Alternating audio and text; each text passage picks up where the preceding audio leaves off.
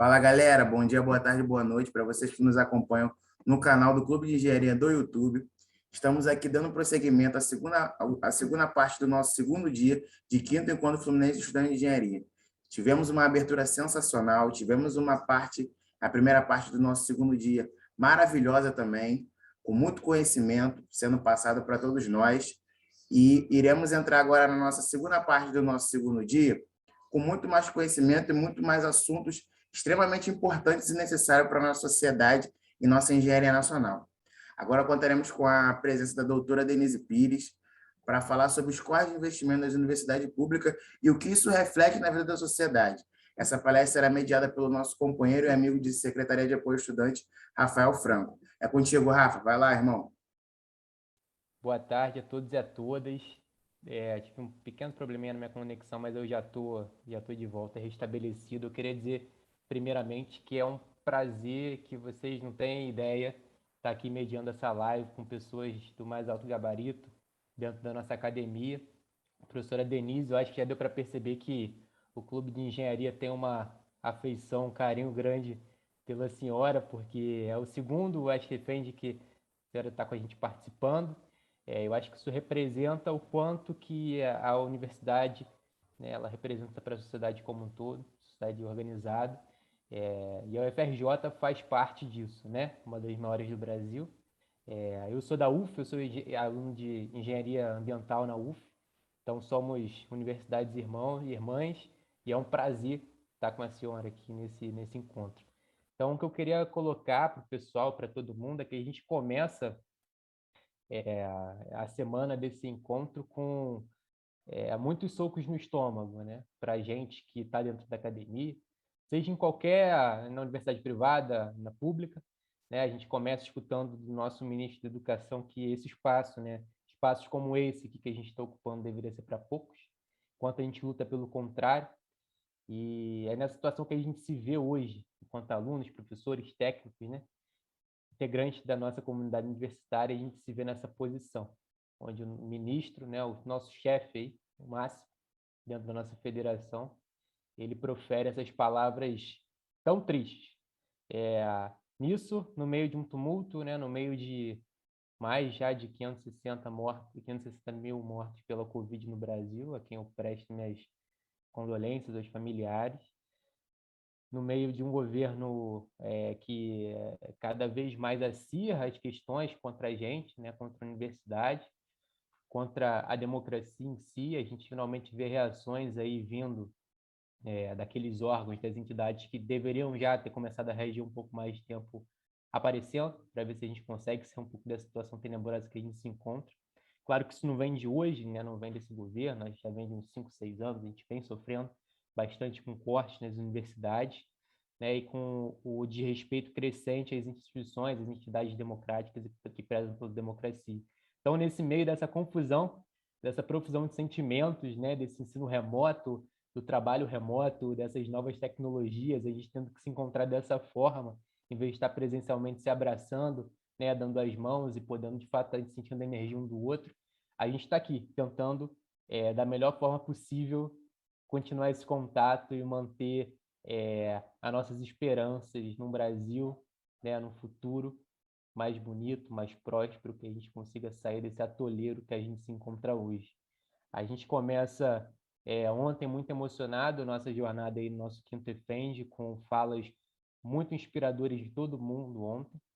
E hoje a gente vai ter esse enfoque agora, pelo menos, né, às 2h, 2h30, que a gente está começando esse enfoque nas universidades e como que o corte e as questões que a gente enfrenta agora impactam. Assim como a gente falou um pouquinho no passado, quando a gente estava falando da Covid, né, dos nossos projetos em torno da Covid, eu acho que esse ano a gente pode tratar um pouquinho, né, sobre a questão dos cortes, como isso afeta, como a sociedade sofre com isso, né, para além da gente, como a gente sofre, né, que a gente quer sempre estar trabalhando, pesquisando, fazendo mais, o que a sociedade sofre com essas questões.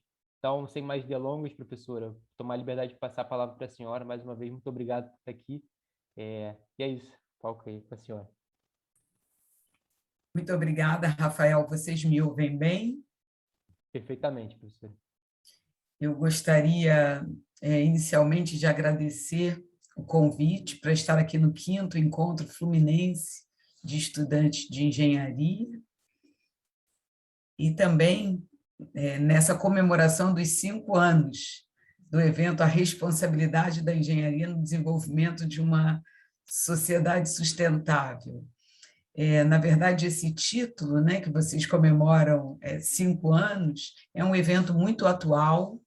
Eu me inicio dizendo que fizemos muito pouco como universidades no Brasil nesse sentido, mas é chegada a hora de fazermos cada vez mais e vamos precisar da ajuda de vocês, do Clube de Engenharia, dos estudantes de engenharia. Queria saudar o presidente do Clube de Engenharia, Pedro Celestino. É um grande prazer estar aqui novamente, infelizmente apenas virtualmente, mas em breve estaremos juntos, em breve, cada vez mais, eu falo em breve, porque agora com as perspectivas de vacinas, isso pode vir a acontecer em 2022, espero que as variantes virais permitam. E na palestra de hoje, então, em nome do professor Pedro Celestino, eu queria saudar todos os membros do Clube de Engenharia, todos os estudantes que nos assistem, em nome do Rafael Franco, que fez essa belíssima apresentação e nos trouxe algumas reflexões já para que a gente possa, então, entrar na pauta da minha palestra, né? Eu vou começar o compartilhamento, aí vocês me avisam se está ok, por favor. Então, para falar um pouco sobre os cortes de investimento nas universidades públicas, mas eu vou focar mais em qual é o resultado na vida da sociedade, trazendo mais uma vez o exemplo agora, né, do que foi feito com relação à Covid-19. Esse vai ser o grande exemplo, mas eu vou falar de outros exemplos mais para o final. Na verdade, a pandemia pelo coronavírus, pelo novo coronavírus, né, que é o SARS-CoV-2, ela trouxe perdas enormes para nós todos, né? Mas mais do que isso, ela trouxe a possibilidade de refletirmos sobre a importância de instituições públicas do nosso país, instituições que estavam sendo muito questionadas, né, nos últimos anos. Vejam, não só as universidades públicas, os hospitais públicos, todas as instituições públicas de pesquisa, a Fiocruz, o Butantan, a importância dessas instituições para o enfrentamento dessa crise sanitária, né? Acho que hoje não tem nenhum brasileiro que não saiba o que é o Instituto Butantan, o que é a Fundação Oswaldo Cruz, o que as universidades fazem. Por isso eu trouxe esse como exemplo para que a gente reflita qual seria o resultado da falta das universidades públicas, dessas instituições, na vida da sociedade, por exemplo, durante uma crise sanitária. As universidades públicas, elas estão na linha de frente da resposta pandêmica a essa doença, a Covid-19, não só na UFRJ, o que eu venho dizendo e venho mostrado para a UFRJ, é verdade para todas as universidades públicas, sejam elas federais, estaduais ou municipais, um orgulho para a sociedade brasileira, um patrimônio da sociedade brasileira. É verdade que a UFRJ foi uma das primeiras a agir e a protagonizar esse evento, esse enfrentamento na resposta da Covid, mas que foi rapidamente seguido por todas as outras. Aqui é um painel do Ministério da Educação que mostra as ações realizadas em tempo real, todos vocês têm acesso, está aqui embaixo o link para vocês poderem olhar, as diferentes ações realizadas. Vejam aí, tem cerca de 2.400 ações atingindo mais de 35 milhões de pessoas, desde produção de álcool em gel, materiais educativos, teleatendimento para orientação, empréstimo de equipamento, cessão de espaço, etc. É muito interessante como as universidades se mobilizaram, inclusive formando profissionais da área da saúde de forma antecipada. Cerca de 8.000 formaturas antecipadas, mais de 5.500 médicos, mais de 500 fisioterapeutas, 400 farmacêuticos, 1.300 enfermeiros, vejam todos, né? Carreiras de ensino superior, profissionais altamente qualificados, colocados nos hospitais para atender a essa demanda gravíssima.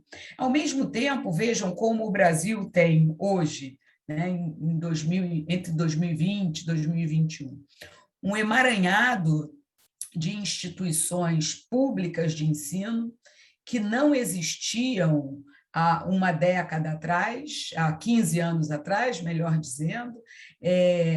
Aquela região norte, nordeste tinha um número muito menor de instituições de ensino superior do que tem agora. Aí não são só as universidades, há também os institutos federais e estão mapeados os diferentes campi das universidades. Mas vejam que ainda há áreas de baixa densidade dessas instituições. Então, nós temos que pensar que o Brasil precisa ampliar o número dessas instituições e ampliar o número de vagas, porque o que nós fazemos em cada uma dessas instituições é uma atividade de excelência na formação dos estudantes e também no atendimento das diferentes demandas da sociedade. Vejam que rapidamente essas instituições foram todas capazes de transformar o ensino, que é majoritariamente presencial, são matrículas de ensino presencial na sua maioria, nas instituições públicas, mas mesmo não tendo essa tradição, sabendo que não é o ideal, nós fomos capazes de rapidamente, umas mais rápido do que outras, umas mais conservadoras do que outras, nós conseguimos iniciar o ensino remoto, porque não havia outra forma de continuar atuando e atendendo a essa demanda, que é a demanda estudantil, para não ficarem parados em casa. Precisamos, todos nós, fazermos programas para a inclusão digital. O MEC, de forma atrasada, fez a ação através desse programa Alunos Conectados. A UFRJ agora ingressou no programa um ano depois. Nós fizemos o maior programa de inclusão digital com verba PNAES, verba da assistência estudantil, dentre todas as instituições do país. Falo isso com muito orgulho da minha equipe, que se debruçou para que nenhum estudante ficasse para trás, a não ser por opção, né? Que todos tivessem a oportunidade de ter uma internet de qualidade. E também nós concedemos equipamento, um valor para que a pessoa pudesse comprar ou complementar para ter um equipamento melhor do que um aparelho celular para poder acompanhar as disciplinas. Mas há um problema, né? Nós temos apenas disciplinas teóricas acontecendo e agora, a partir desse semestre, algumas disciplinas práticas começam a retornar. Depois eu posso falar um pouco mais sobre isso, mas nós temos feito isso na UFRJ com muita segurança, com muita discussão e muito planejamento. E o que eu estou dizendo para a UFRJ também foi feito em outras instituições federais. Na UFRJ, eu vou falar agora um pouco mais das especificidades da UFRJ, mas, como eu disse antes, fomos protagonistas, continuamos sendo, né? Nós emitimos ontem mesmo uma nota técnica sobre a situação atual da pandemia. Vejam, esse GT Coronavírus que emitiu a nota técnica, que está hoje na mídia, é um GT que trabalha desde o início de fevereiro de 2020, 5 de fevereiro de 2020. Só no dia 11 de fevereiro a doença foi denominada Covid-19 pelo OMS, mostrando que a UFRJ estava completamente atuando junto com as demais instituições que são importantes para definir políticas públicas. Também é papel da nossa universidade, das nossas universidades, participar da definição de políticas públicas. Em 23 de fevereiro, o primeiro boletim técnico da UFRJ foi publicado. Nós decidimos que no dia 9 de março faríamos uma quarentena para aqueles que estavam retornando de viagens de outros países. quarentena de 14 dias, isso já está descrito nesse boletim, mesmo antes do Ministério da Saúde ter definido essa quarentena produtiva de 14 dias para retornantes, o que deveria ter sido feito. Isso faria com que a pandemia tivesse entrado de uma maneira mais vagarosa no nosso país, e o que nós todos que somos da área médica queríamos, que ela não tivesse entrado com a força que ela entrou. Isso era possível. Por quê? Porque o Brasil não foi o primeiro país a ser atingido. Nós vimos o que aconteceu na Itália, nós vimos o que estava acontecendo nos Estados Unidos e deixamos os aviões continuarem entrando e deixamos as pessoas circulando, mesmo quando elas estavam retornando de viagem. Isso não poderia ter sido feito, mas, enfim, houve negação da presença dessa doença, que é uma doença, para alguns, devastadora. Para muitos, ela é devastadora, como nós temos visto, o Rafael falou no início, mais de 560 mil mortos nesse último ano e meio. O primeiro caso foi confirmado no Brasil apenas dia 26 de fevereiro, mas nós, durante o Carnaval na UFRJ, já estávamos com a testagem molecular pronta, aguardando.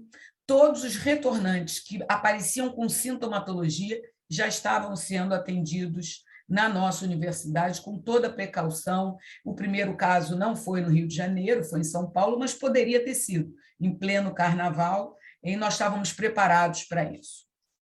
No dia 9 de março, instituímos a quarentena produtiva, dia 16, as atividades presenciais não essenciais foram suspensas, de acordo com o que é preconizado em casos de pandemia por um vírus respiratório. O primeiro caso foi confirmado em Macaé, portanto, Macaé, cidade universitária da Ilha do Fundão, todas as unidades isoladas, e também Caxias, paramos todos ao mesmo tempo. E, mais uma vez, protagonizamos de forma que todas as instituições públicas do Rio tivessem suspendido as atividades 16 de março, que foi fundamental para que o primeiro pico pandêmico não fosse tão grave. Aí adaptamos salas de aula, um ambiente que é o Bloco N da Ilha do Fundão, para atendimento de pacientes. Não é uma área hospitalar, é uma área que é muito ventilada, pé direito alto, são salas de aulas novas que nós transformamos nesse centro de diagnóstico, centro de triagem e diagnóstico da UFRJ, que já fez hoje mais de 70 mil PCRs, que é o padrão ouro para a detecção do vírus. Naquela primeira onda, quando não havia, nem o setor privado estava preparado para a pandemia, nós chegamos a atender aí no CTD do Bloco N mais de 500 pessoas por dia. Um trabalho hercúleo, insano, estudantes de pós-graduação que viravam noites nos laboratórios, alguns deles de mestrado, com aquela bolsa que vocês sabem, em torno de um salário mínimo, e que é questionada, né? E os alunos de doutorado com aquela bolsa que vocês sabem que não tem o seu valor revisto há mais de uma década. Portanto, guerreiros, cientistas que merecem muito o título de mestre, de doutor, de biólogo, farmacêutico, enfermeiro. São mais de 2.500 voluntários atuando nas diferentes frentes que eu vou falar aqui hoje. A coordenação, professora Amilcar Tanuri, um dos maiores virologistas do mundo, professora Terezinha Caixinheiras, da Faculdade de Medicina, é infectologista. Portanto, uma ação conjunta da Faculdade de Medicina e de outras faculdades, Faculdade de Enfermagem. Vejam os nossos estudantes oferecendo rosas para quem ia se vacinar no Sambódromo. Eu fico emocionada com os nossos alunos atuando nos centros municipais de saúde, ali no campus da cidade universitária, no campus da Praia Vermelha, no Sambódromo. Eu estive há uma semana naquele evento da Maré, da vacinação em massa, 2 vezes, nossos estudantes nos postos de saúde da Maré, vacinando todas as pessoas acima de 18 anos, ainda bem, antes da Delta chegar com força. Mais uma ação conjunta, o FRJ, Fiocruz, mostrando a importância dessas instituições públicas. Não havia álcool 70 para vender nas farmácias, para os hospitais, para os laboratórios, então decidimos começar a produzir. Essa também foi uma atitude da UFRJ que se espalhou pelas outras instituições aqui do Rio e do Brasil. Vejam que a produção de etanol é uma das atividades que mais acontece no país hoje em dia, porque temos todas as instituições uma área de química de excelência. Então, nós recebemos doação de etanol acima de 90 e transformamos em etanol 70, mas mais do que isso, etanol não puro, que não estava purificado, e nós conseguíamos transformá-lo em etanol de qualidade e certificação hospitalar, porque temos laboratórios que certificam que podem sim produzir esse etanol. Então, aí os estudantes muito felizes de participar essa enorme ação, que já produziu hoje mais de 130 toneladas de álcool, e continuamos produzindo. Nosso hospital foi refeito com verba da iniciativa privada, o Movimento União Rio refez vários andares do hospital, aqui é uma imagem do nosso CTI Covid, mas eu quero dizer que isso aconteceu no nosso hospital porque ele realmente estava com a infraestrutura muito ruim quando nós assumimos. Ele é hoje outro hospital, mas não temos pessoal para atuar nos leitos, e o Ministério da Saúde tem pago o pessoal para atuar nesses leitos extras para a Covid-19. Mas todos os 45 hospitais universitários, aqueles que já têm uma infraestrutura boa, porque tem sido melhor gerido nesses últimos anos do que o nosso, infelizmente, estava sendo gerido, agora ele está melhor. Foram mais de 2.200 leitos extra de Covid só nos hospitais universitários. Imaginem quantas vidas nós fomos capazes de salvar nessas instituições. Pacientes que, às vezes, ficam 60 dias internados, o setor privado jamais daria conta, e mesmo que desse conta, iria à falência nessa situação. Vejam a importância do Sistema Único de Saúde, a importância das nossas universidades públicas. O setor privado, hoje, está respondendo à pandemia, demorou uns 6 meses para conseguir fazer o que nós fizemos entre março e maio, porque tudo isso estava pronto em maio para atender os pacientes. Mas, além dessas atividades de pesquisa, nós, através de atividades de extensão, também participamos de todos os planos de ação contra a Covid-19 nas favelas, o que diminuiu muito a prevalência, a incidência dessa doença, porque as pessoas estavam educadas para o uso de máscara, para a higienização das mãos. Está aí, é uma ação conjunta Fiocruz, o FRJ, o ERJ, PUC-Rio. Vejam que as instituições públicas e também as privadas de excelência, que geram conhecimento e trabalham com qualidade, agindo juntos para a melhoria da nossa população, da nossa sociedade. Eu vou falar um pouquinho agora da área de pesquisa, porque todos aqueles testes moleculares, né, que nos laboratórios de análise clínicas são só um laudo, na UFRJ eles não são laudo, né? Eles significam uma coorte de estudo, há sorologias acontecendo ao mesmo tempo que os pacientes vão fazer o diagnóstico, e nós não só desenvolvemos novos testes sorológicos, a proteína S recombinante foi produzida na COP, na área de engenharia química, no programa de engenharia química. A professora Leda Castilho lidera a produção dessa proteína S recombinante. Vejo uma ação da engenharia química importantíssima, que foi fundamental para termos um dos testes sorológicos mais sensíveis e eficazes no momento e de baixíssimo custo, e que foi muito importante para validar vários testes que estavam no mercado. Validamos testes de antígeno, esses testes rápidos, com precisão semelhante ao PCR, porque nós temos o padrão ouro e podemos validar junto com o INCQS da Fiocruz. E são muitos artigos publicados, várias coortes. Fomos o primeiro grupo, fomos o FRJ, né? Eu não participo, mas fico muito orgulhosa a descrever esses pacientes que têm o vírus por longo prazo. Está amplamente descrito pelos nossos laboratórios, e só no domingo passado chegou ao Fantástico. Vejam, o conhecimento gerado no Brasil, mostrando para o mundo que podia acontecer uma cronicidade do vírus. Mas, além disso, nessa proteína S que a professora Leda Castilho vem produzindo, serviu para o soro hiperimune, que está sendo produzido pelo Vital Brasil, pode ser uma arma terapêutica. junto com André Vale, que é um professor do Instituto de Biofísica, veja, a imunologia associada à engenharia, trabalhos multidisciplinares, e junto com o professor Amilcar Tanuri, tentando novas vacinas. Vocês viram que nós, na semana passada, protocolamos a UFRJ-VAC. O UFRJ-VAC é a vacina que está sendo produzida sob coordenação da professora Leda Castilho na COP, com a participação de outros laboratórios da área da saúde, do Instituto de Microbiologia, do Instituto de Biofísica, e assim por diante.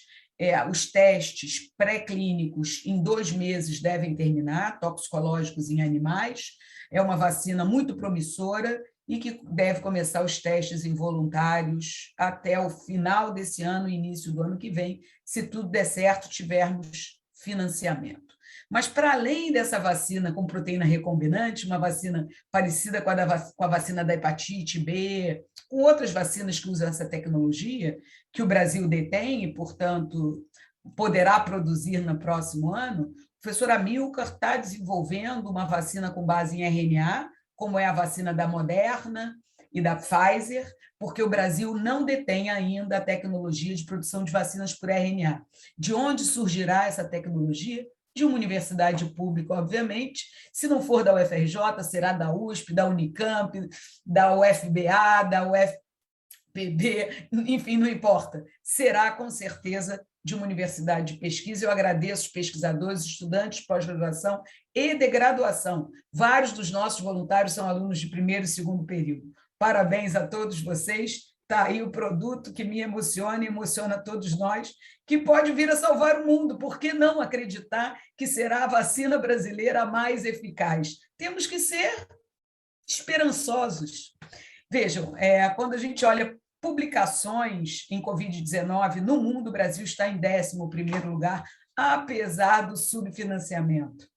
Nós não temos mais de 1% do PIB sendo investido em ciência e tecnologia. Eu agora vou falar um pouco mais da questão do financiamento, mas eu precisava mostrar para vocês tudo que a gente foi capaz de fazer com relação à Covid, né? Mas nada do resto parou nesse último ano, e eu vou mostrar lá no final algumas coisas novas que vêm acontecendo mais na área tecnológica. Mas, olha só, Covid, ninguém trabalhava com SARS-CoV-2 na UFRJ. Ninguém. Nós hoje temos mais de 150 projetos com Covid-19. Brasil, 11º no mundo, apesar do subfinanciamento. E é subfinanciamento, é 1% do PIB. Imaginem, a China está próximo de 3% do PIB, o Japão é 3,7% do PIB, os Estados Unidos, nós não temos nem 2%, 1,5%. Nós não conseguimos, ficamos patinando ali no 1,2% e agora retrocedemos. Inclusive o FNDCT contingenciado, um Fundo Nacional para o Desenvolvimento Científico e Tecnológico. Então, o que nós fizemos é produto do financiamento que aconteceu até 2015, eu vou mostrar para vocês. A situação atual ela é dramática. E por que ela é dramática? Então, quando a gente olha as instituições que mais produziram, né, e que dão ao Brasil esse destaque internacional, a USP, em primeiríssimo lugar. Não à toa, né? São Paulo tem uma fundação de amparo à pesquisa com financiamento garantido. As universidades estaduais paulistas, USP, Unicamp e Unesp, são as únicas universidades do país que têm autonomia financeira, nenhuma outra tem. Nós temos apenas previsto no artigo 207 da Constituição, mas jamais regulamentado. O que acontece com a USP, Unicamp e Unesp, elas têm um percentual do ICMS definido por lei que elas recebem por ano. Então, a única variação é se o ICMS cai ou se o ICMS não cai, mas elas sabem qual é o percentual desse ICMS que é destinado e não depende de governos, depende apenas do ICMS. Portanto, elas são verdadeiramente instituições de Estado, como todas nós temos que lutar para ser. Somos instituições de Estado e não podemos ser afetados por um governo, seja ele qual for, que pode querer investir mais ou menos em ciência e tecnologia, porque porque tem uma visão diferente de país, e nós não podemos, porque somos, todas nós, instituições da sociedade, patrimônios da sociedade brasileira. A UFRJ com 100 anos, muito jovem, né, uma instituição muito jovem, dentre as mais jovens da América Latina, e é a mais antiga do Brasil. Todas nós precisamos de muito cuidado, e cuidado significa investimento, porque com o investimento correto, o nosso trabalho está muito bem mostrado nas diferentes áreas e nas diferentes regiões do país, nas quais nos inserimos. Vejam que a UFRJ está em terceiro lugar, próximo à Fiocruz. Nem sei se ainda está assim, se nós já ultrapassamos a Fiocruz. Fiocruz tem financiamento também garantido pelo Ministério da Saúde. Não há cortes orçamentários que atingem a Fiocruz como atingem a UFRJ, a Unifesp, a UFMG, que estão aqui perto. E eu quero salientar que, vejam, a Unifesp também é uma instituição paulista. Por que ela não é como a USP? Porque ela não tem autonomia financeira. Então, o efeito São Paulo não é só a FAP, a Fundação de Amparo à Pesquisa de São Paulo, ser melhor, ser mais financiada que a do Rio, porque a FAPESP também tem um financiamento garantido que as outras fundações locais não têm. Mas não é só isso. A própria universidade precisa da sua autonomia financeira para se autogovernar, para se autogerir e poder dar esse show que a USP dá, a Unicamp dá, a Unesp dá, levando, obviamente, em consideração a proporção de cada uma em termos de número de docentes, de pesquisadores e de alunos, porque a Unicamp é muito menor do que a USP, né? Mas quando a gente pega a USP, o FRJ, o FMG, nós somos muito semelhantes em termos de tamanho, né? Então, por que o FRJ e o FMG não produzem como a USP? Porque nós não temos o financiamento que a USP tem. É essa a verdade, é isso que precisa mudar no país. Vejam aqui as fontes de financiamento para pesquisa no país, em roxo essa linha é o total, CNPq, CAPES e o FNDCT. Para quem não acompanha, o FNDCT é um fundo criado na década de 1960, Fundo Nacional para o Desenvolvimento Científico e Tecnológico, que jamais poderia ter sido contingenciado. Não há crise econômica que possa ou deva contingenciar um fundo de desenvolvimento científico e tecnológico. Portanto, contingenciá-lo estava errado. Liberar o contingenciamento e vetar a liberação, fazendo com que o fundo permaneça contingenciado, é realmente destinar o país a uma nação periférica, a uma nação dependente de importação, dependente do mundo externo, e um país cada vez mais empobrecido, porque só há uma saída para desenvolvimento científico, para desenvolvimento socioeconômico, que é o desenvolvimento científico tecnológico, porque foi assim em qualquer país do mundo. Não há país desenvolvido se não houver investimento em ciência e tecnologia e inovação. Então, vejam, a CAPES, o CNPq, todos com seu orçamento reduzido a partir de 2015 e reduzido de forma importante, um retrocesso absurdo e grave, porque hoje nós temos um número muito maior de laboratórios, um número muito maior de estudantes de pós-graduação, e para manter o sistema funcionando precisaríamos de mais recursos, não menos. Então, essa diminuição no total de recursos para a ciência e tecnologia no Brasil leva a um estrangulamento, a uma asfixia do sistema e levará, sem dúvida, a um retrocesso. Eu não sei se continuar assim, se na próxima pandemia nós conseguiremos fazer o que fizemos nesse último ano. Mas fizemos também um evento de extensão que foi o maior do Brasil, remoto, 40 mil visualizações em 2020, dizendo que a universidade está viva e ela vai permanecer viva, mesmo que asfixiada. E nesse ano de 2021, falamos sobre os futuros possíveis. Então, vamos pensar um pouquinho no futuro agora. Esse é o ensino da UFRJ nesse ano pandêmico. Está aí a graduação, vejam, mais de 50 mil alunos matriculados, mais de 8 mil ingressaram na universidade, mais de 5 mil concluíram seus cursos, nós definitivamente não estamos parados, definitivamente, nem na graduação.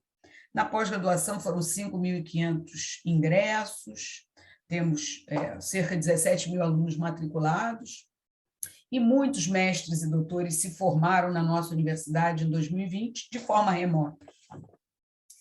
Mas o que será do ensino daqui por diante? Né? Que o normal, diante da pandemia, não retornará, nós sabemos.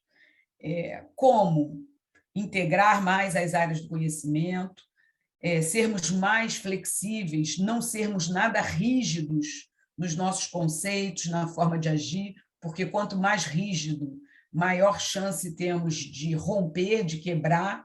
Então, temos sim que aprender a ser flexíveis. O ensino híbrido e esse binômio ensino-aprendizagem tem que ser estudado no ambiente remoto. Qual o reflexo disso? O que funciona, o que não funciona? O que eu espero é que a área de educação do país estude e diga para o Brasil o que será do Brasil e do ensino e da educação brasileira nessa próxima década. O que será o Brasil em 2030? Será um ensino híbrido? Um ensino híbrido atende a todas e todos? É mais ou menos inclusivo? Ele é possível ou não é possível? Ele forma bem profissionais qualificados ou não? Então, ao invés de dizer, não, nós vamos retornar ao normal, vamos ousar e pensar que há possibilidade de avançarmos no que é novo, no que é inovador e que nós não havíamos pensado antes.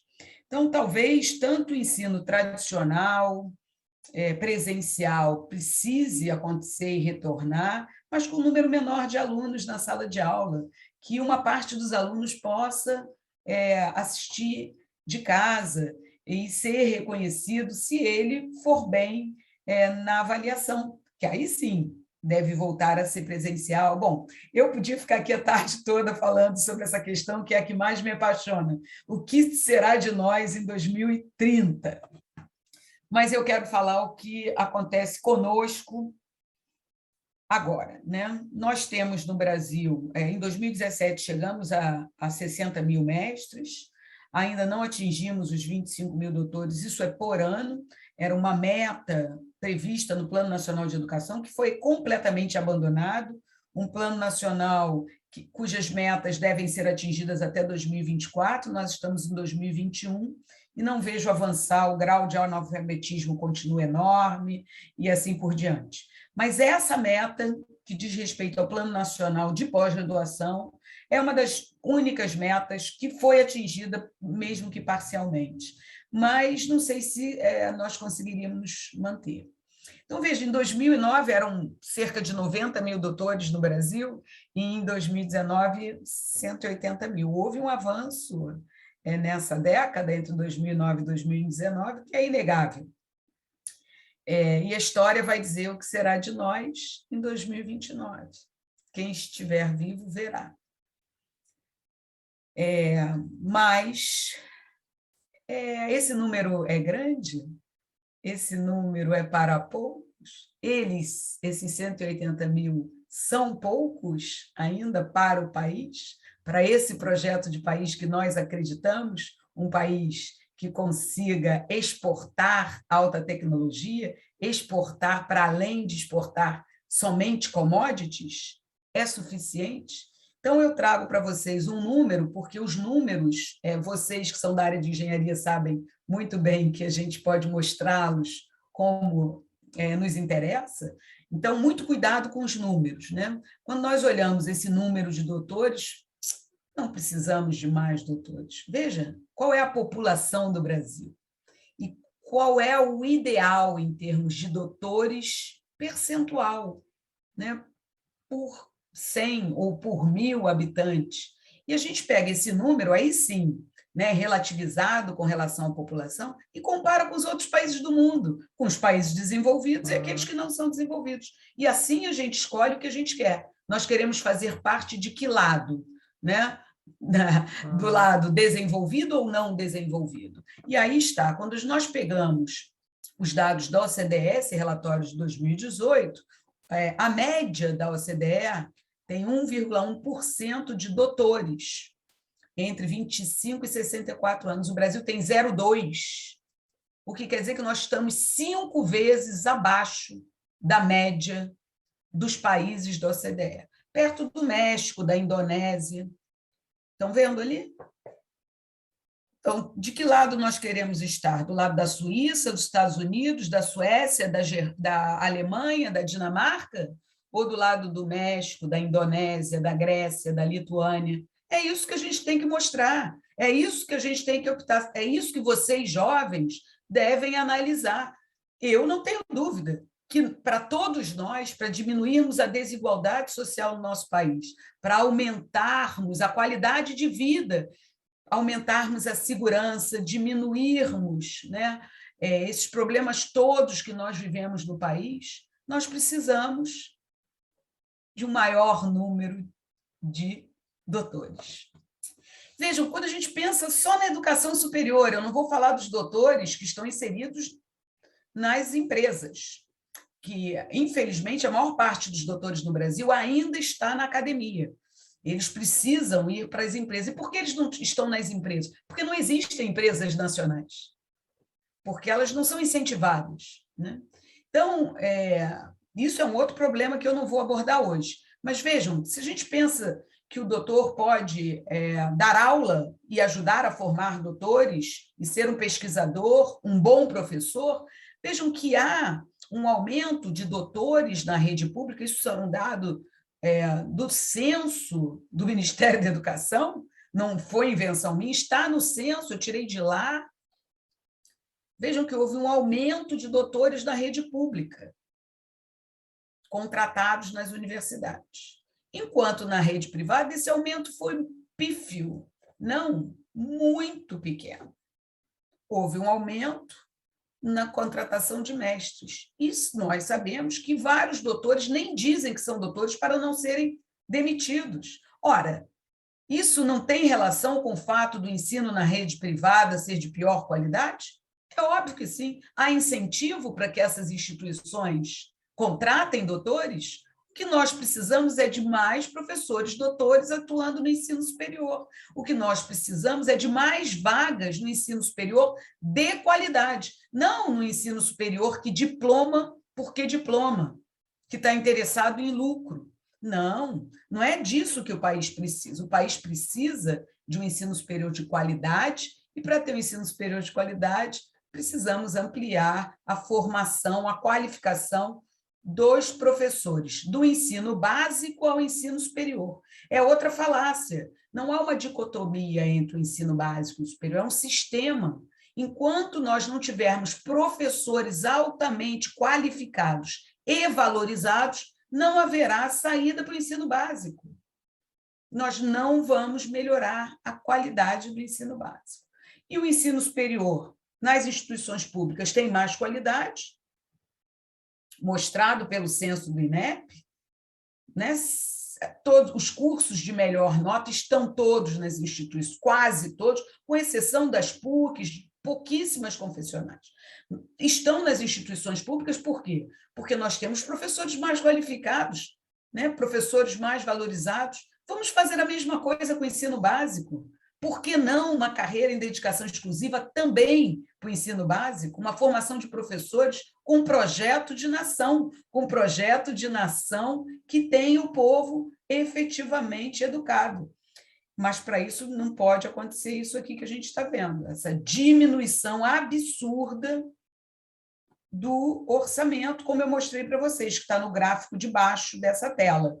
E aí nós prospectamos, e esse tracejado é meu, não é de nenhum lugar, eu não sei se vai ser assim, essa linha, ou se ela vai ser ainda mais íngreme, mas que haverá uma queda, nós não temos dúvida, porque se não temos orçamento, o número de mestres e doutores vai diminuir. Obviamente, o número de artigos publicados, o número de patentes, o número de inovação, o número de empresas, tudo diminuirá se o sistema de ciência e tecnologia não voltar a ser financiado. assim como o sistema educacional.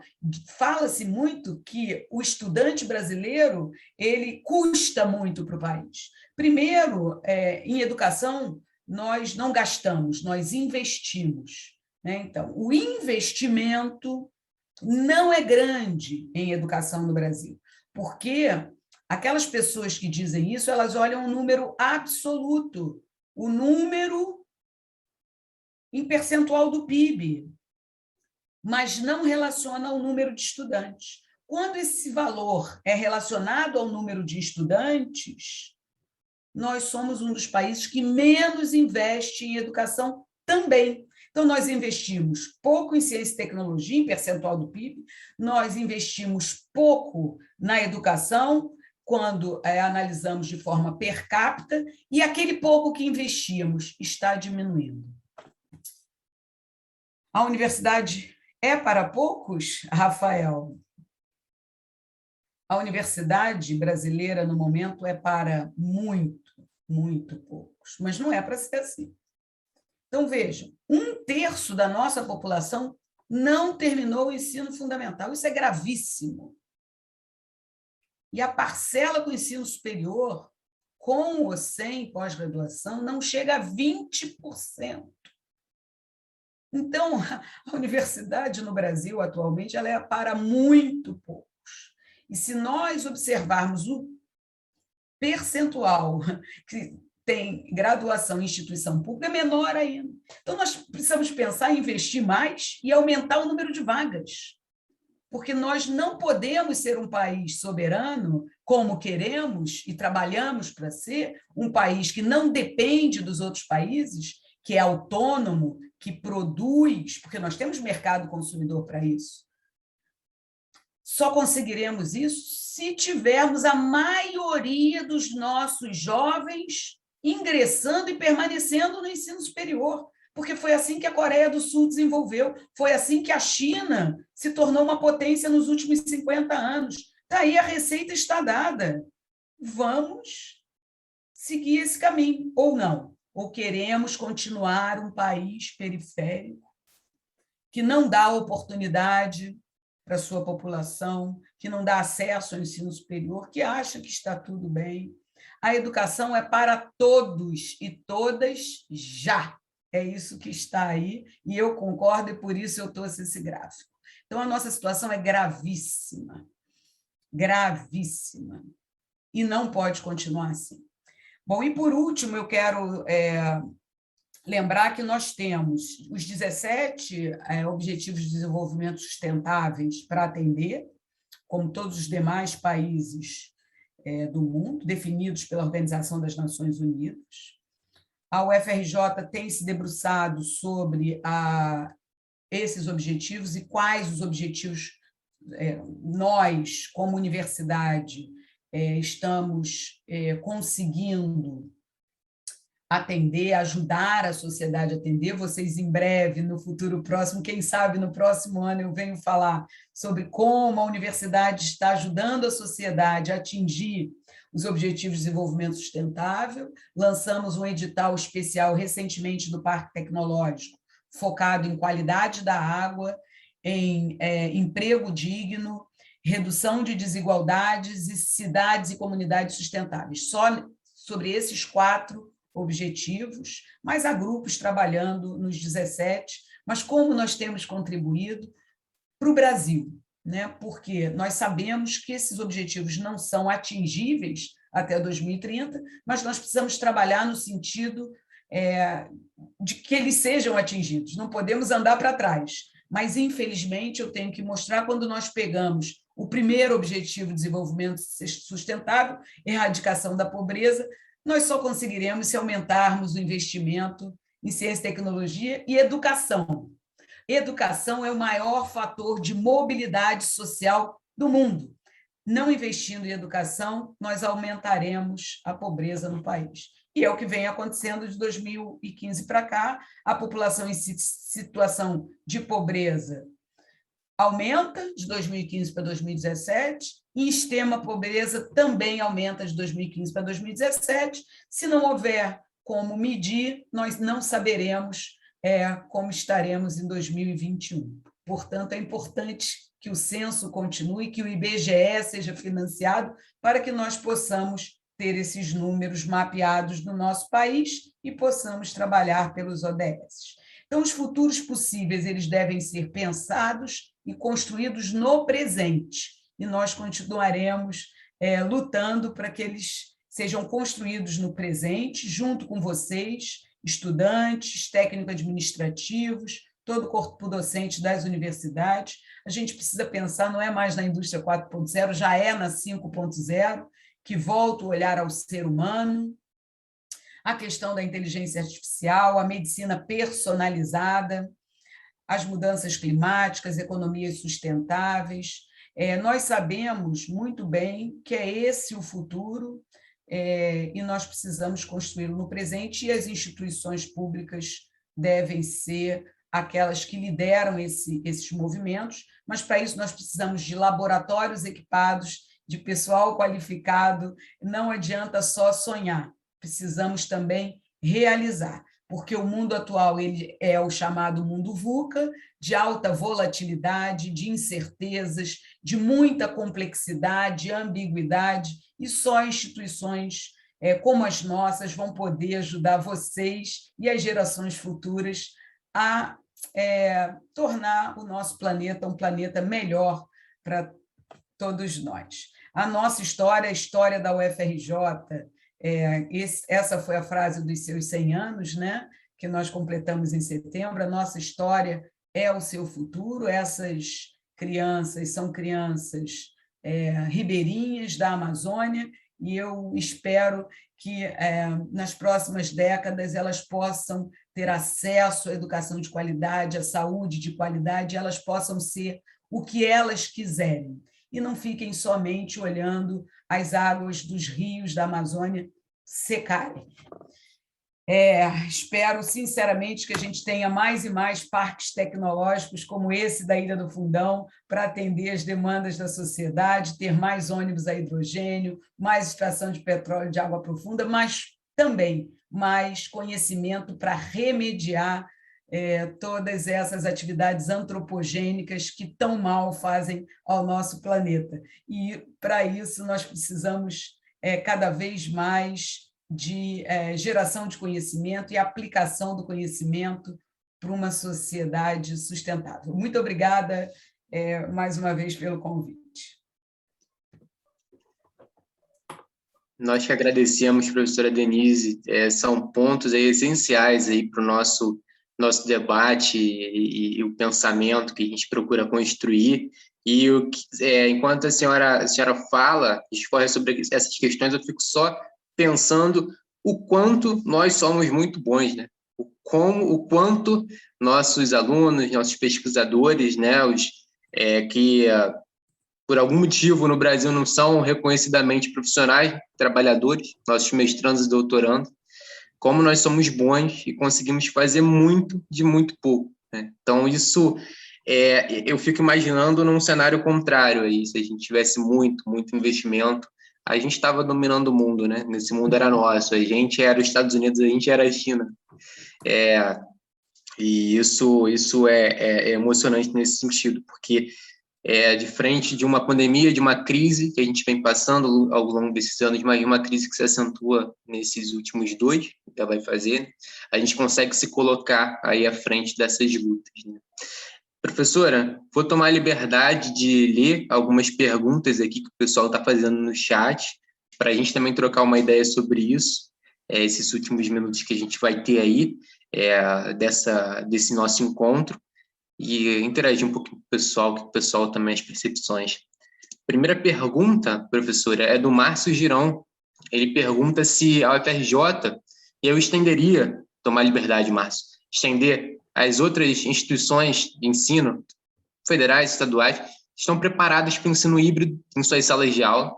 Se a senhora poderia discorrer um pouco sobre a infraestrutura e a tecnologia utilizada.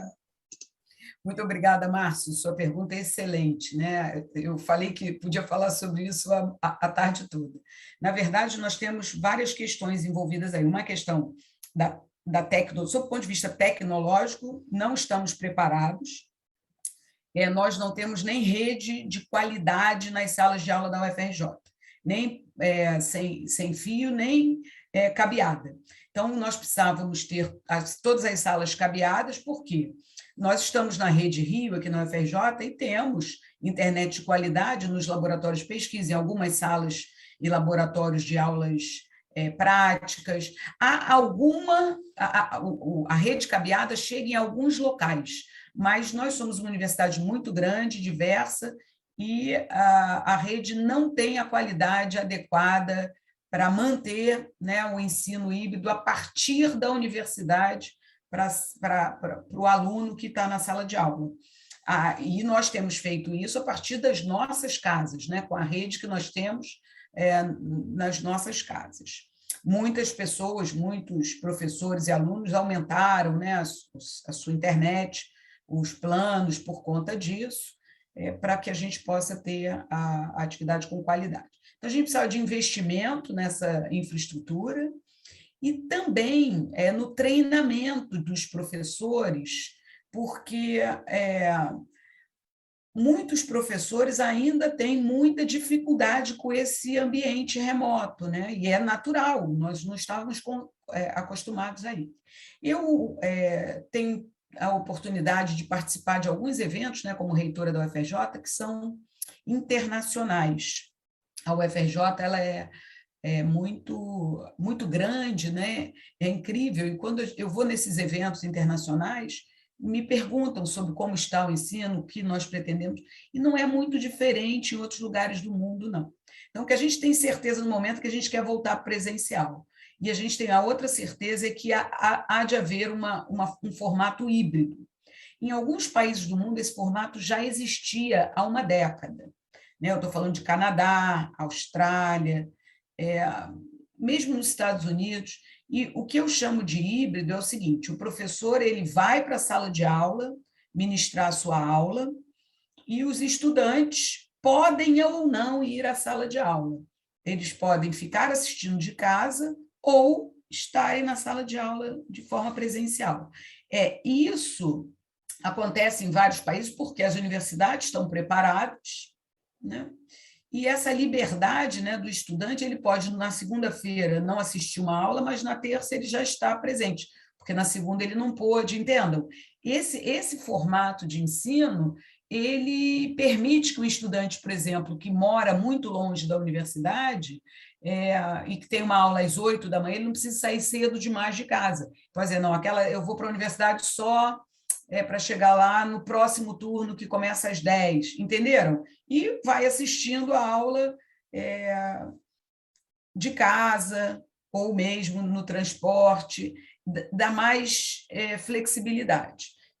E há estudantes, agora eu quero ver o lado do estudante, né? Há estudantes que vão muito bem no ambiente remoto e outros que necessitam do presencial, né? A gente sabe que as pessoas elas não têm nível de atenção igual, né? E às vezes o ambiente doméstico não permite um ambiente silencioso, etc. Então, vejam, são tantas especificidades, e no mundo atual, para sermos mais inclusivos, a gente precisa pensar nessas especificidades todas. Então, o que eu acho é que nós não estamos preparados para o ensino híbrido e não estaremos com os cortes orçamentários, mas poderíamos estar, mesmo que não em 2022, mas por que não para 2023, 2024, entrar no planejamento esse formato que pode vir a ser mais democrático. Mas, para isso, muito estudo ainda precisa ser feito, e nossas universidades precisam se adaptar sob o ponto de vista de infraestrutura. Obrigada, Márcio. Obrigado, professora. Vou ler a próxima pergunta, mas antes eu preciso dar um pitaco nessa matéria. Assim. Eu sinto também a resistência, né, de toda a comunidade. A gente acaba se adequando às nossas burocracias e até os vícios de conduta que a gente acaba tendo como alunos, professores, a fazer sempre aquilo daquela maneira. Né? Então, qualquer mudança, eu acredito que em qualquer profissão, em qualquer atividade, a gente vai tomando, e é importante, momentos como esse, é extremamente lamentável que precisem 560 mil pessoas morrerem para a gente perceber que as coisas poderiam ser um pouco diferentes, a gente poderia trabalhar de outras formas, né? Perceber pelo menos de forma mais larga, mais aberta, né? Claro que a gente já conversava sobre isso antes, né? Sempre teve esse debate, mas agora, quando a realidade chacoalha a gente, que a gente não pode estar saindo de casa para se encontrar, a gente tem essa discussão. Espero que isso também, no futuro próximo, mostre que as coisas talvez não precisem ser da forma que elas eram anteriormente, né? Que a gente possa, de fato, se abrir para as mudanças, né? Deixar um pouco esse conservadorismo nesse sentido, né? Do que de fato funciona bem, assim, de certa maneira, né? O nosso ensino dessa forma tradicional, mas por que não inovar um pouquinho nesse sentido? Próxima pergunta é do Luiz Henrique. Ele te deseja uma boa tarde, magnífica reitora. Diz que dezenas de milhões de trabalhadores e trabalhadoras jovens desse país estão fora do ensino superior público, porque muitos cursos de graduação, como os da engenharia, são ofertados em horário integral e não em horários que estejam disponíveis aos trabalhadores e trabalhadoras. As universidades públicas disputem o acesso dos trabalhadores às próprias universidades, mesmo que tenhamos as cotas sociais e raciais hoje? Essa é a pergunta do Luiz Henrique. Pois é, Luiz Henrique, talvez até esse formato que a gente estava discutindo na questão anterior permita, né, que o estudante que precisa, pela manhã, estar no trabalho, ele possa assistir aquele conteúdo da manhã em casa à noite, no final de semana, porque essas aulas que estão acontecendo de forma híbrida, elas podem ficar disponíveis de forma assíncrona, quer dizer, gravadas, e o estudante...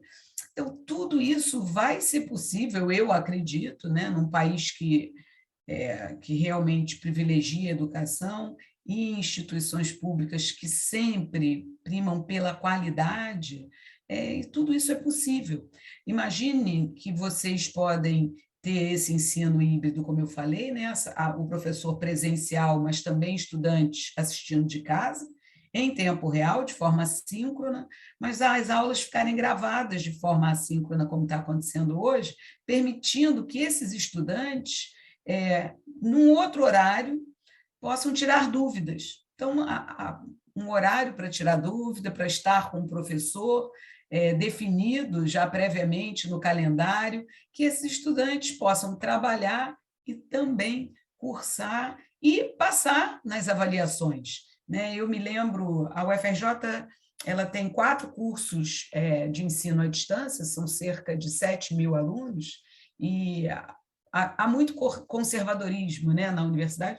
Muita gente não queria que esses cursos começassem, e eu fui uma das pessoas que nunca ministrei curso à distância, mas eu sei o tamanho do Brasil e da falta de acesso, né, à educação de qualidade. Eu acho que a educação ainda é para muito, muito poucos, como eu disse, mas não concordo que ela continue sendo. E, portanto, fui favorável, né, à implantação do curso EAD, desde que ele mantivesse a qualidade da UFRJ. E nós hoje, com 20 anos de EAD, podemos dizer, e vamos publicar em breve, que os egressos desses cursos estão muito bem empregados, inseridos no mercado de trabalho, a qualidade da UFRJ é garantida, mesmo nesses cursos de EAD, que a UF dá, a UFRJ, a UENF, enfim, a UERJ, são muitas, o CEDERJ, né, aqui no Rio, consórcio CCERJ, ministra um ensino de muita qualidade à distância. Então, com essa possibilidade do híbrido, né, que não tinha antes, muita gente, inclusive, confunde, né, o EAD com o híbrido. O EAD ele é híbrido, porque há os polos, né, aquele dia onde acontece o presencial, onde há as monitorias, e eu acho que a gente vai poder misturar um com o outro e fazer assim, um belíssimo modelo, se nos debruçarmos sem nenhum preconceito, e fazendo com que a qualidade seja garantida, que mais estudantes sejam atendidos. Eu acho que é com esse olhar que a gente deve se debruçar sobre esse assunto. Obrigado, professora.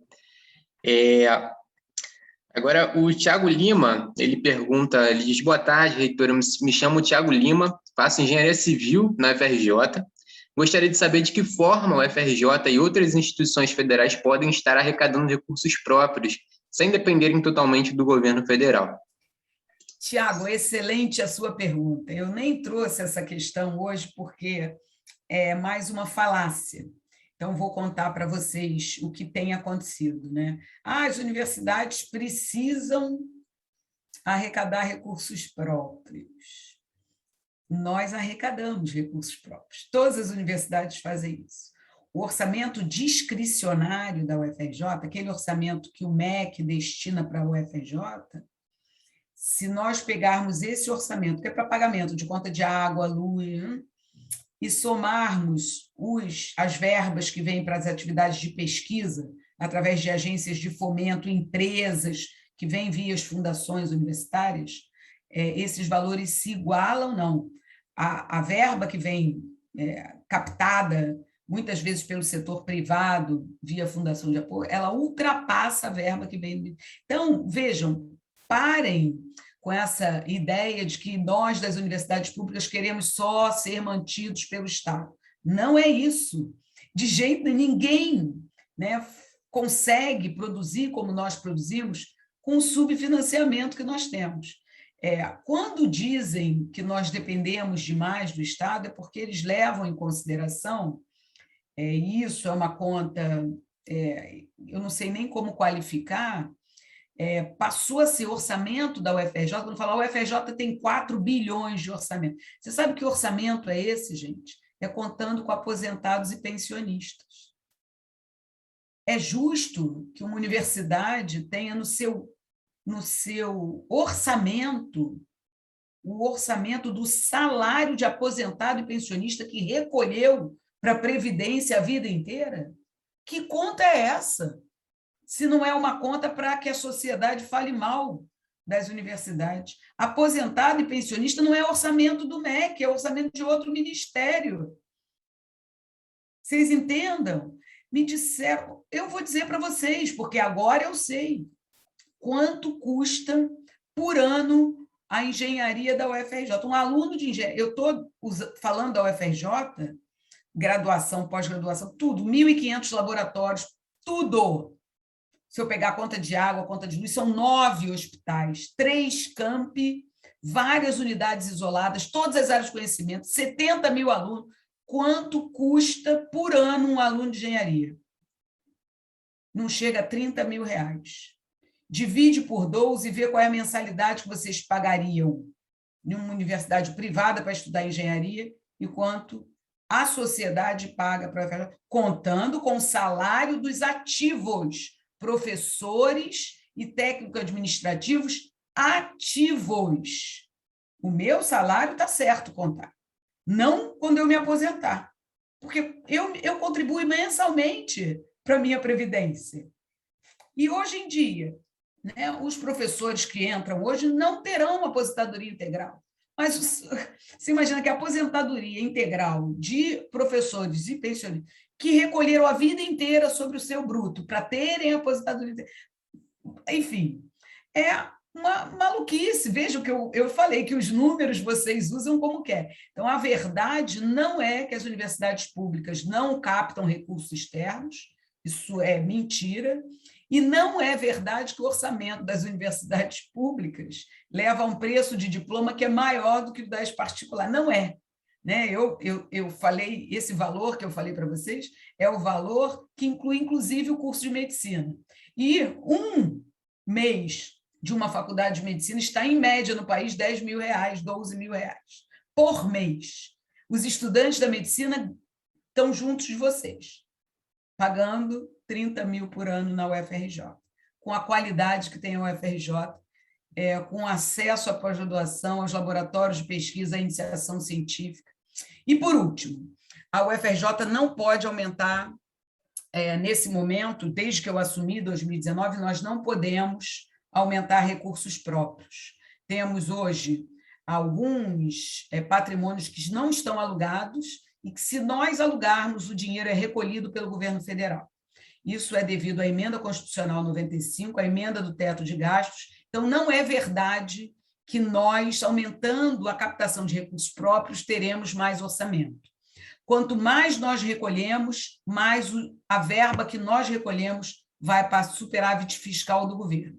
Essa é a situação do Brasil da atualidade. Eu queria muito que eu pudesse usar essa verba nos laboratórios de pesquisa, da UFRJ, dando bolsa para os estudantes, ampliando a nossa atuação, mas não posso. No ano passado, só no ano passado, sem termos todo o patrimônio alugado, foram recolhidos da UFRJ 8,5 milhões de um orçamento que o MEC cortou em 20%. Se eu aumentar recurso próprio esse ano, mais uma vez, o Ministério da Economia recolherá. Qual é o incentivo para aumentar recurso próprio? Nenhum.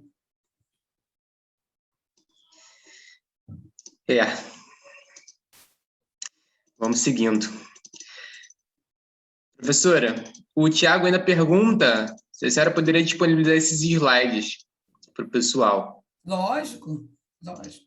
Estão todos com fonte. Só aquele tracejado é que eu acho que pode ser mais inclinado. Ou menos, vamos ver o que acontecerá, né? A gente torce para o menos, mas espera o mais, né? Infelizmente, porque a gente também não pode ser bobo, né? Infelizmente. O nosso amigo Ibá, do clube, ele pergunta como está o cumprimento das metas em relação aos compromissos assumidos, eu imagino, com relação às ODS, certo? Então, na verdade, eu assumi em 2019, comecei a tentar entender o que estava acontecendo no Brasil com relação aos ODS, e descobri que eu acho que é uma ONG, eu acho até que ela está citada naquele slide que eu mostrei, mas eu não tinha tempo, né, que vem trabalhando de maneira muito interessante com instituições privadas, inclusive europeias, essa questão dos ODS. Não havia um envolvimento grande das universidades públicas, e nós estamos fazendo esse trabalho junto à Andifes, né? Eu tenho feito esse chamamento, e eu espero, nós estamos realmente, no momento, muito afetados pela pandemia, né? Mas eu espero que, em breve, outras universidades possam vir junto com a UFRJ. Nós já lançamos um primeiro evento, né? A decania do Centro de Ciências Matemáticas e da Natureza, junto com o campus de Duque de Caxias, lançaram um primeiro evento para discutir o ODS, que aconteceu esse ano.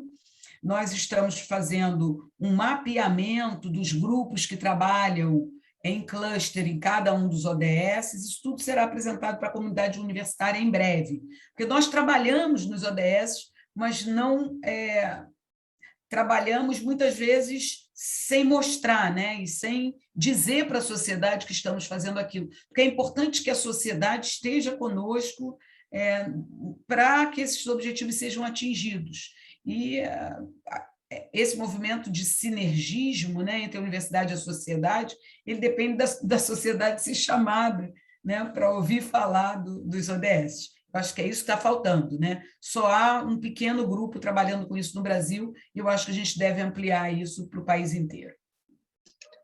Legal. O Vinícius Ruas, que é também integrante da SAI, do clube, ele diz que, infelizmente, com as bolsas de mestrado e doutorado que se paga no Brasil, muitos têm desistido de fazer pós-graduação, né, no nosso país. Então, ele pergunta se, além de melhorar as bolsas e os laboratórios, o que mais pode ser feito para melhorar a pesquisa do Brasil?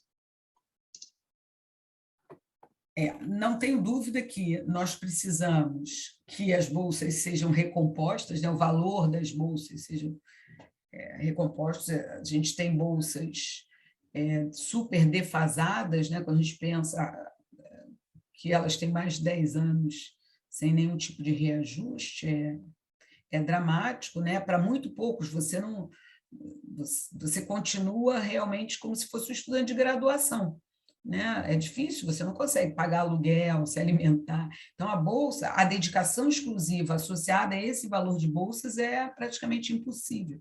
E a gente sabe a importância da dedicação exclusiva no momento, né, do desenvolvimento das teses e dissertações nesse ambiente acadêmico de geração de conhecimento. A gente não tem tese e dissertação que é mais do mesmo, né? São trabalhos de altíssima qualidade e que podem, justamente, né, ao serem aplicados nesse movimento que eu chamo de movimento de ciclo virtuoso, né, entre a produção do conhecimento e a aplicação do conhecimento, o que é feito no ambiente das empresas, né, vejam, a gente tem lá o Parque Tecnológico, onde isso acontece de uma maneira muito rica, né? A gente vai inaugurar em breve um prédio inteiro para startups, a gente quer ampliar as disciplinas de empreendedorismo. Esse setor empresarial, o setor chamado produtivo, ele é muito importante para o desenvolvimento do país, mas em todo o país isso acontece em associação com as universidades, onde há liberdade de geração de conhecimento. Então, a liberdade do ambiente acadêmico é fundamental. E, por isso, 60%, às vezes mais, do fomento à pesquisa nos Estados Unidos, nas universidades, ele é público, ele vem do governo federal. Por quê? É uma questão de soberania nacional. É tão importante investir em ciência e tecnologia quanto é em armamento para as diferentes guerras lá que os Estados Unidos querem fazer. Não sei por que importância, mas são importâncias bélicas que não vem ao caso. Mas eles não deixam de investir em armamentos e não deixam de investir, mesmo durante crises econômicas, em ciência, tecnologia e educação. Não deixam. Não é verdade que as instituições de ensino superior americanas utilizam verba privada para a geração de conhecimento. A maioria é proveniente de fomento do governo. Exatamente, o percentual é muito parecido com o do UFRJ. E eu preciso dizer para vocês que a UFRJ tem índices de associação universidade-empresa, há vários mecanismos de se medir isso, que são melhores do que o de Berkeley, na Califórnia. Então, está tudo pronto, gente. Fomos nós que desenvolvemos a tecnologia de extração de petróleo de águas profundas. Fomos nós que desenvolvemos o maglev, o trem de levitação, que tem uma tecnologia melhor do que a chinesa e que foi embora, vai acabar, não tem investimento. Nós desenvolvemos ônibus a hidrogênio, barcos elétricos, o pró-álcool, né? O motor híbrido, tudo isso é brasileiro. Você imagina se nós tivéssemos investimento consistente, um projeto efetivo de desenvolvimento do país. Né? A gente consegue produzir a tecnologia de extração de petróleo e águas profundas e exportar o que mais? Imagina, vacina, gente. Isso é óbvio que a gente tem como fazer. Né? A gente não pode deixar de investir. E o investimento ele é público, mesmo nos Estados Unidos. Então, é isso. A gente precisa aumentar o valor das bolsas, permitir que os estudantes atuem de forma livre, que é esse o ambiente acadêmico, né? Produzindo conhecimento, seja em pesquisa básica, chamada fundamental ou aplicada, porque o que é fundamental hoje pode ser aplicado daqui a um mês, 2 meses, 1 ano. Né? Então, não há essa dicotomia, como não há dicotomia entre o ensino básico e o superior, porque melhores estudantes no ensino superior nós teremos se tivermos um ensino básico melhor, nós teremos uma pós-graduação melhor se tivermos uma graduação melhor, nós teremos produção de produtos melhor se tivermos uma ciência básica melhor. É um sistema, né? Pasteur dizia que não tem ciência básica e aplicada. A ciência é como uma árvore, e a aplicação é o fruto dessa árvore. Então, ciência e ciência. Quem divide em aplicada e não aplicada é porque não quer investir, é porque quer cortar. E aí, quem quer cortar não está falando do mesmo projeto de nação desenvolvida. Né? E, para isso, a pós-graduação ela tem que ser valorizada. Porque nós somos o que somos por conta da pós-graduação, que não tem 100 anos. A pós-graduação brasileira ela tem menos de 60 anos. Se as universidades precisam de ajuda porque são jovens, a pós-graduação precisa de mais ajuda ainda. Então, é muito grave a situação dos cortes orçamentários, porque quanto mais jovem, mais é fácil do sistema sentir, né, a falta de investimento, o corte no investimento, e mais facilmente a gente acaba andando para trás. né? É muito mais difícil construir, né, do que desconstruir. Infelizmente, e os impactos são grandes, porque enquanto a gente está aqui discutindo cortes orçamentários, o mundo já está lá na inteligência artificial que vai fazer com que muitos dos empregos da atualidade sejam perdidos nos próximos 5 anos. Estou falando 5, estou falando nem de uma década. Então, a gente tem hoje cursos nas nossas universidades de profissões que provavelmente serão suprimidas pela inteligência artificial. Qual é o investimento em inteligência artificial no Brasil? Se vocês vão procurar isso na internet, é de assustar. É muito assustador. Temos menos do que a Argentina no momento, mas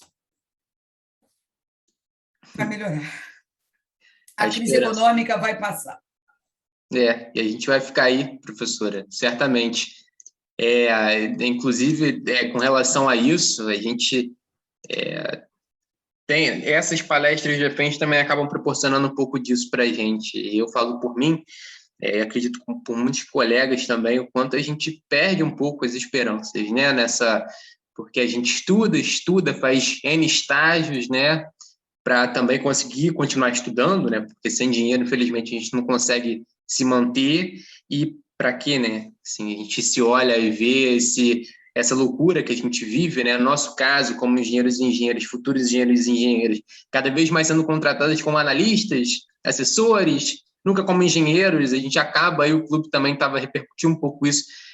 A gente tem a nível aí de Congresso Nacional discutindo o fim do nosso piso salarial, enquanto outras, né? Então, enquanto N questões envolvendo, a gente perde um pouco o chão, as esperanças, né? Então, eu acho que esse frente serve um pouco para isso. A fala da senhora e as outras falas que antecederam também servem um pouco para a gente recompor um pouco as forças, né? Para continuar nessa luta. E é de fato incrível o que a gente consegue fazer com tão pouco, assim. A gente, lá na UF também, na experiência que eu tenho, o que o pessoal com laboratórios de 4x4 metro quadrado fazem com alguns, sei lá, 6 computadores, o que se desenvolve de tecnologia de baixíssimo custo, de sensores baratíssimos, né, quando comparados a sensores que a gente compra aí, que a gente acaba importando, né? O que se desenvolve nesse sentido é realmente espantoso. A gente lá na UF teve também uma atuação desenvolvendo N produtos durante a pandemia, também com recursos assim escassos, né, de doações, enfim. Então, a falta desse apoio, e não só também financeiro, mas também ideológico, né, de querer, de vontade política, de estar investido na gente, que a gente pode fazer pelo Brasil, realmente de cortar o coração, mas é importante, eu acho que essas falas para a gente recuperar um pouco as forças, né? Então, o Bruno Fatini, não sei se eu estou falando o nome dele corretamente, Fatini, me perdoa, Bruno, ele faz um comentário, diz que a palestra foi maravilhosa e que ela ficou muito feliz, que ele ficou muito feliz que a senhora lembrou da região norte. Ele é aluno da Universidade Federal do Amazonas e vê o quão negligenciadas as crianças ribeirinhas são. Infelizmente, com a situação atual, está mais difícil as florestas acabarem e os rios secarem. Somado a isso, nossa população foi cobaia da imunização de rebanho e o restante vocês sabem, né? Covas coletivas. Comentário do Bruno, de fato, né? Muita tristeza. Espero que a verdade chegue à tona e o Brasil todo consiga entender o que aconteceu em Manaus e no Amazonas, né? Logo, logo. Nosso amigo Taranto, ele faz algumas perguntas aqui. Ele pergunta: o corte financeiro para as universidades trazem prejuízos imediatos, mas qual o tempo para quando se tiver investimento voltar a ter reflexos positivos para a sociedade, né? Quando a gente voltar à normalidade, digamos assim. Ambas questões bem interessantes. Eu hoje mesmo estava saudando o reitor da Federal do Maranhão, do Amazonas, o reitor Silvio, por conta da abertura de leitos no Hospital da Federal do Amazonas. Tem lá um hospital novo, enfim, sempre, né, que a gente amplia o número de leitos no sistema de saúde. Isso é importante para a formação de profissionais qualificados e também para o atendimento, né, da população brasileira. Então, eu estava saudando o reitor Silvio. A Universidade Federal do Amazonas também está atuando em diferentes municípios do Amazonas, assim como a Estadual do Amazonas, para vocês terem uma ideia, eles atuam em mais de 60 municípios. Então, quando a gente vê, né, aquela área toda sem instituição, no fundo, os campi estão lá de uma maneira ou de outra, as universidades se fazem presentes, se capilarizam, levando conhecimento para esse Brasil que antes não tinha nem luz, né, gente? Então, a população ribeirinha, aquela população que eu mostrei, eu fiz um trabalho lá como médica, né? Nós estávamos estudando a contaminação pelo mercúrio, que é grave, né, em todas aquelas comunidades, e a escola tinha um gerador que nós ajudamos a colocar lá pelo projeto, e a luz chegou nas casas ali, né, em 2000, foi entre 2012 e 2013, a luz chegou. Então, são populações que... Bom, essa escola, a professora ensina da alfabetização até o 6º ano. Uma única professora para todos os alunos da mesma classe. Esse é o Brasil real do século XXI, tá bom? Como é que a gente vai melhorar o ensino básico assim? Né? Pois é, mas vai melhorar. As universidades vão ajudar a formar mais professores qualificados, os professores têm uma garra. Eu estive numa escola, numa outra localidade, em Porto Velho, que a professora andava a pé 2 horas para chegar na escola. Também nessas situações, ela ensinava a ler até o 6º ano, numa escola que não tinha 4x4, Rafael, mas tinha 5x4 a sala de aula, tá bom? Vai melhorar, gente. A gente tem avançado, né? A gente vai avançar. Eu acho que o Taranto ele comenta, né? Qual o tempo, né? E essa questão do tempo, basta a gente olhar. Isso, eu me pergunto muito isso. Excelente pergunta, né? E, na verdade, essa perspectiva é o que era o Brasil antes de 1800 e o que é o Brasil depois de 1800. Por que eu falo 1800? Porque o Brasil de 1808, né, é um Brasil que já tem cursos de nível superior. 1792 tem lá a Politécnica da UFRJ como a primeira escola de engenharia da América Latina. Mas a Universidade de Córdoba é muito mais antiga, né, do século XVII. Então, os outros países da América Latina têm universidades há muito mais tempo do que o Brasil. O Brasil, na verdade, começou no século XIX, tá bom? Porque você considerar que um país é um país antes do século... Nosso país era uma colônia de exploração até o século XIX, não tinha ensino superior, e mal tinha... Vejam que até hoje nós temos o grau de analfabetismo que temos, vocês viram o percentual de pessoas com ensino fundamental incompleto no país. Isso é gravíssimo. Enquanto esse país, que é o país colônia, né, colonizado, não acabar, a gente não vai conseguir avançar. Né? A gente precisa abandonar esse país, que foi o país até o século XIX. E, a partir do século XIX, quando chega, né, no país, chegam os cursos de nível superior, chega a escola de belas artes, chega a cultura, chega... É como se o Brasil renascesse. Né? Só que há um custo, né? Porque você tem uma população que ainda não tem acesso e que continua sem ter acesso. Não há como o país se desenvolver se não houver acesso. E aí você pega... É verdade que a formação profissional ela é fundamental no nível médio, né? O chamado ensino técnico no país é fundamental. Muitos países desenvolvidos têm um ensino técnico e muitas pessoas não querem ir para o nível superior, né? Mas elas são o salário é igual ou até maior do nível técnico e o nível superior. Então, na medida em que você valoriza o profissional, ele nem tem interesse em ir para o nível superior. Então, pouquíssimos. Eu acho que o país que mais tem ingresso no nível superior é a Coreia do Sul, no momento, né? Mesmo nos Estados Unidos, na Europa, fica ali em torno de 60% de acesso, 50 e poucos por cento de acesso ao nível superior. Mas nós temos que ter isso como meta.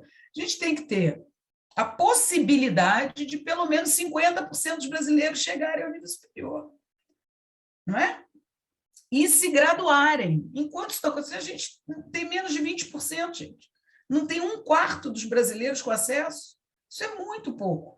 Então, construir tem sido muito difícil, e é óbvio que qualquer movimento, né, que tire o financiamento abala esse projeto de desenvolvimento do país, né? Porque é isso que a gente está falando, né? O país volta a ser um país colônia de exploração. E aí a gente pode ficar aqui conversando sobre o que significa ser explorado no século XXI, né? Eu comentei a questão da inteligência artificial. É óbvio que os países que vão deter a inteligência artificial, eles vão bater uma bola completamente diferente dos outros que vão ficar exportando soja. Mas é uma opção. Exportar soja e gado. É uma opção. E eu tenho que dizer para vocês que acho muito bom, né, que o Brasil tenha se desenvolvido sob o ponto de vista do agronegócio. Mas não pode ser só isso, né? A gente não pode ser o país que só exporta commodities e tecnologia e baixa tecnologia. Enquanto a gente não exportar alta tecnologia, né, a gente não vai se desenvolver como nação. E vocês que vão ser engenheiros sabem disso, né? Então, qual foi o tempo para a gente chegar aqui? 50 anos. Né? O CNPq, 51, CAP, 51, parecer Sucupira, 65, quando começa instituída a pós-graduação brasileira. Quem nasceu em 65 está com 55 anos, não é isso? Fazendo 56. É essa a idade da nossa pós-graduação. Então, fazer tudo que nós fizemos na Embraer, fazer tudo que nós fizemos no agronegócio, fazer tudo que nós fizemos na exploração de petróleo de águas profundas e várias outras coisas que o Brasil fez de nação soberana, dependeu de 50 anos. Mas a gente pode acabar com tudo em 10 anos. Basta acabar com a pós-graduação. A capacidade de destruição é impressionante, né? Muito mais, como a senhora falou, muito mais fácil destruir do que construir, né? Professora, quando você coloca essas questões, eu fico pensando eu acho que eu sempre falo isso quando estou em alguma mediação aqui no EFEND, que é, como na minha frase, acho que a senhora vai reconhecer, feliz do povo que não tem heróis, né? Você é a professora que caminha 2 horas para dar aula numa sala de aula de 16 metros quadrados para alfabetização até o 6º ano. Ela é uma heroína, né? E é muito triste a gente ter que ter essas heroínas, né, por aí, para fazer com que essas pessoas tenham o mínimo do mínimo acesso, né? E pessoas que vão ser gratas eternamente a essa professora, né, que deve ser uma pessoa da mais alta qualidade de ser humano. Mas, infelizmente, temos que ter, porque se não forem essas pessoas, né, o que vão ser dessas outras, né? Quem serão, né? E espero que a gente caminhe aí, depois desse pesadelo passar, para um Brasil que a gente não precise dessas pessoas. Eu vou ler mais um comentário aqui, professora, que o Luiz Edmundo, ele diz, Denise Carvalho, magnífica reitora, no lato estrito senso, e ele te congratula parabéns à primeira reitora mulher da UFRJ, pela excelente palestra. E com isso, com esse comentário carinhoso do Luiz, eu gostaria de pedir à senhora as considerações finais, porque a gente está faltando 6 minutinhos para encerrar o nosso tempo, se você puder deixar de mensagem para o pessoal. Bom, eu espero ter rapidamente, né, nesse tempo que eu não ter cansado vocês, ter comentado. Eu não queria só trazer números, eu sou realmente muito esperançosa, né? Então, não gosto de falar de queda orçamentária. A UFRJ tem hoje o orçamento de 2009, gente, em recursos atuais. Metade do que nós tínhamos em 2014, metade. Só que nós temos hoje mais 30 mil alunos, tá bom? Então, por que trazer esses números, né, que são tão dramáticos, tão desoladores, né? Mas há problemas internos, eu acho que o Antônio comenta essa questão, né, dos desvios. os desvios eles acontecem no ambiente público e no privado, sabe, Antônio? Infelizmente, o nosso país ele é assim. Mas houve avanços, né? No passado não havia Ministério Público, não havia Tribunal de Contas, não havia Controladoria Geral da União. E eu, como reitora, tenho que dizer para você que eu atendo diariamente ao que a CGU me pede, ao que TCU, são relatórios anuais, semestrais, tem o IPRIVENT, que é para prevenir corrupção. Então, as auditorias internas e externas, a Polícia Federal, tudo isso tem acesso cada vez maior, né? As paulistas passaram por uma CPI, porque elas têm autonomia financeira e havia essa ideia, né? Há muito desvio dos recursos das paulistas. Não restou pedra sobre pedra. Nada conseguiu ser provado contra. Não há corrupção? Lógico que há, mas as corrupções elas não são da instituição, elas são de pessoas que atuam de forma errada, né? E nós precisamos falar isso mais e mais e mais alto. Não podemos admitir corrupção, né? E não é o Brasil que é assim, é o mundo inteiro, isso faz parte da espécie humana, do ser humano. Só a educação é capaz de nos salvar disso, né? Vejam agora a vacina. Nós sabemos a importância da vacinação e que não adianta eu me vacinar se na minha casa as outras pessoas não se vacinarem. Porque vacina é uma política pública coletiva. Nós precisamos que todos se vacinem. Certo? É isso. Nós precisamos dizer para todos que não haverá perdão para aqueles que agirem de forma a desviar recursos, sejam eles públicos ou privados, porque, como eu falei antes, um dos maiores males do Brasil é o desvio de recurso público para o setor privado, por corrupção que acontece no setor privado. Mas isso a gente não escuta muito falar, né? A gente só escuta falar mal das instituições públicas, que são, vou terminar a palestra dizendo, um patrimônio do povo brasileiro. Só há saída para o Brasil se nós fortalecermos as nossas instituições públicas de educação e saúde, porque educação e saúde são direito do povo brasileiro constitucional e dever do Estado. Está na nossa Constituição, está na letra da Constituição. Saúde e educação, direito de todos e dever do Estado. E assim eu termino a minha palestra. Espero não ter chateado muito vocês com números, mas eu, assim que assumi, havia um déficit enorme, né, na UFRJ, e eu disse, nós somos muito maiores do que um déficit. Espero que a gente esteja mostrando para toda a sociedade brasileira que nós somos muito mais do que um déficit orçamentário. Obrigada. Professora Denise, muito obrigado. Aproveitar para dar saudações ao conselheiro César Drucker, está prestando calorosos cumprimentos à reitora Denise. Professora, muito obrigado pela presença, pelas suas palavras tão sábias. Eu espero que a gente possa se encontrar, se conhecer pessoalmente, assim que possível. Muito obrigado pela presença, acho que foi incrível, foi muito valoroso para todo mundo que participou aqui, escutar um pouquinho do que você tem a dizer. Inclusive, para mim, aprendi muito hoje, muito obrigado. Queria dizer para o pessoal que o Luiz pode me corrigir se eu estiver errado, que o material vai ser enviado por e-mail para todo mundo, é isso, Luiz? Isso aí, gente. A gente tem o e-mail de todos vocês, então vamos pegar o material com todos os palestrantes, né? Esse material excelente, maravilhoso, e a gente vai encaminhar para todo mundo por e-mail. Se a gente não conseguir por e-mail, a gente upa em um drive, faz alguma coisa e manda o link para todos vocês. Podem ficar despreocupados. E, mais uma vez, obrigado, doutora Denise, foi uma palestra sensacional. Obrigada. Coisas maravilhosas que têm que ser faladas, né? Difíceis, mas a gente vai resistir. Temos que resistir. E, galera, é o que a Denise falou, nós temos que nos vacinar, nós temos que defender os profissionais de saúde, tem que defender a ciência brasileira, porque se não fossem eles, a gente estava mais ferrado do que já estamos. Desculpa a palavra, mas a realidade é essa.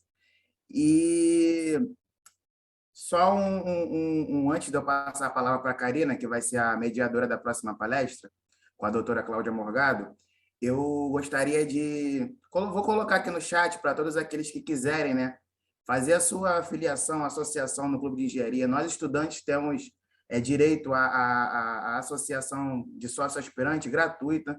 Então, assim, enquanto formos estudantes, vai ser gratuito. A gente se associa ao Clube de Engenharia, são palestras, debates, visitas técnicas e o EFEND, por exemplo, são